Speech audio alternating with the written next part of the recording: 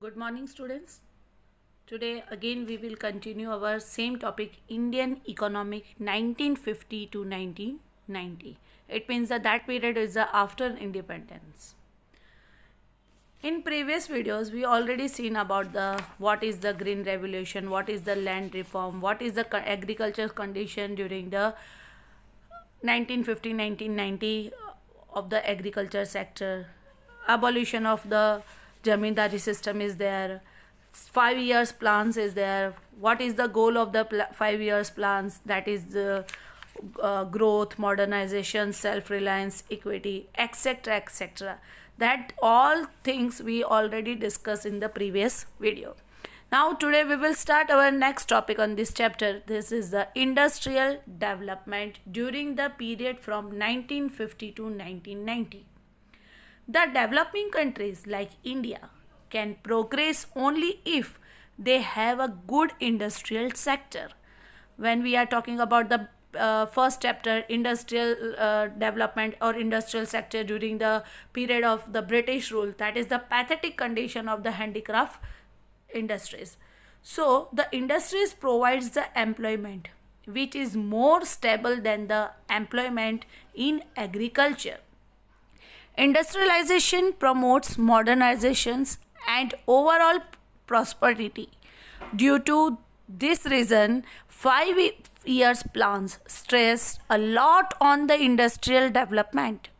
At the time of independence, the variety of industries was very limited. The cotton textile and jute textiles were mostly developed in India. There were only two well-managed iron and steel firms. One in Jamshedpur, that is the Jamshedji Tata, created by the Jamshedji Tata. You already learnt about that in the history portion in class 8. And the other in the Kolkata. So there was a strong need to expand the industrial base with the variety of the industry. Role of the public sector in the industrial development.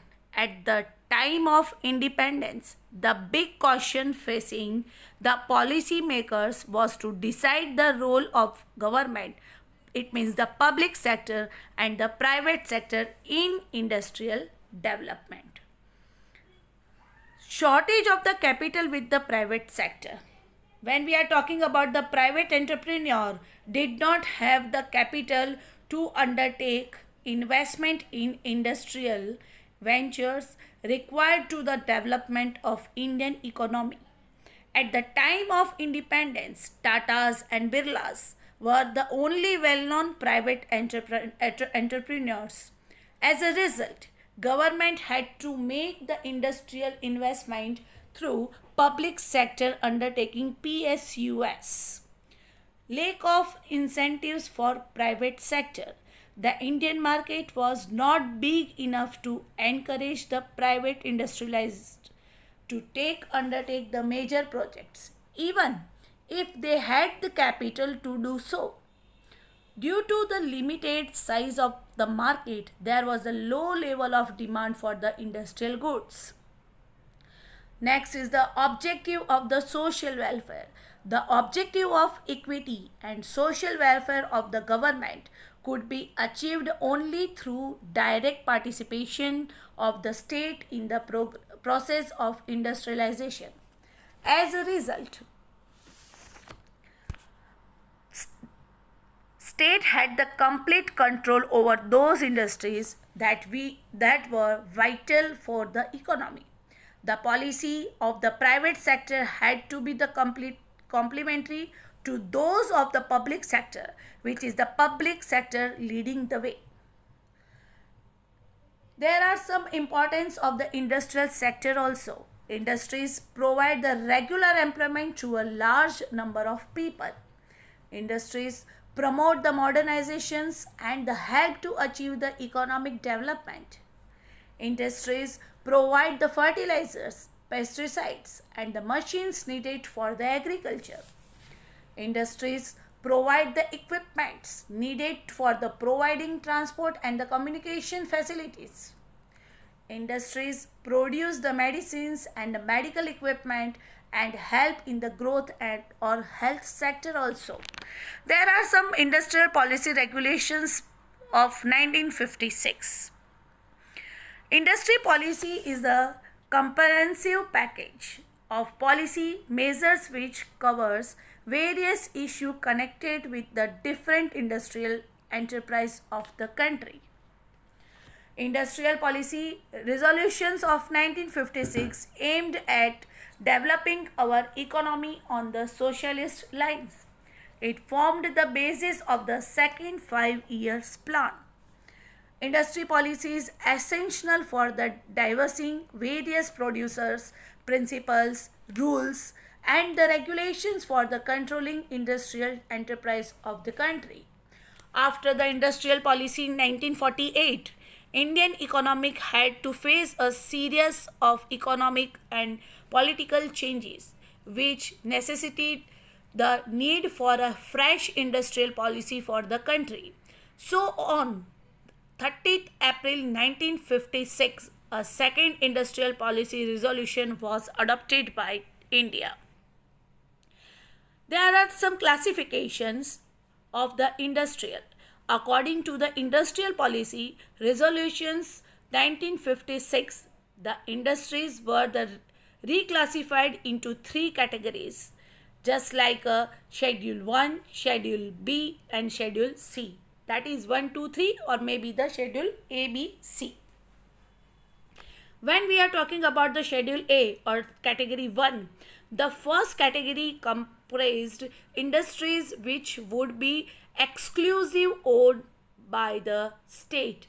In this schedule, 17 industries were included, like arms and the ammunitions, atomic energy, heavy and core industries, aircraft industries, oil industry, railways, shipping, etc.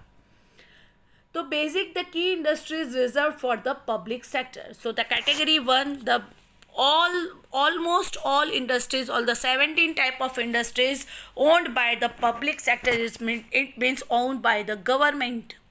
Schedule B or the category 2, in this schedule 12 industries were placed which would be progressive state owned. The state would take an initiative of setting up industries and the private sector will supplement efforts of the state.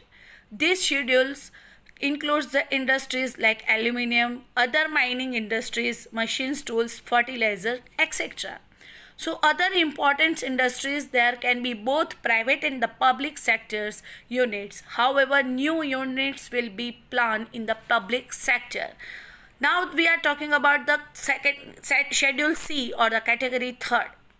This schedule consists of the remaining industries which were to be in the private sector. The state would be facilitate and encourage the development of all these industries.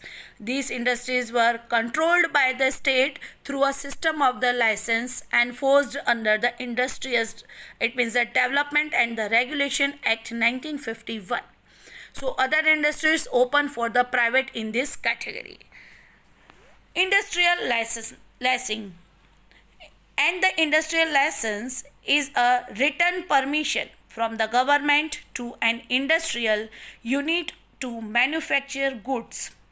The Industries Development and Regulation Act 1951 empowered the government to issue the license for 3 categories: setting up a new industries, expansion of the existing ones, and diversification of the products. That is the procedure, or that is the 3 steps for the issuing the license under the Development and the Regulation Act 1951.